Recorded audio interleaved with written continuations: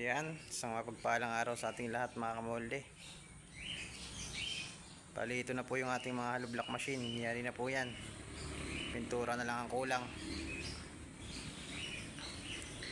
Bali, ito po ay customer natin sa taga Kapas Tarlac. Ayan, ang kasama niyan ay isang 1 bagger na mortar mixer. At yung hollow block machine ay tigda dalawang number 4 in 5.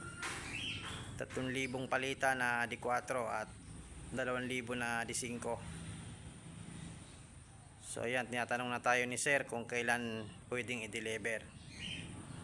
Bali, yari na po yung ating mga machine, yari na rin po yung ating mortar mixer.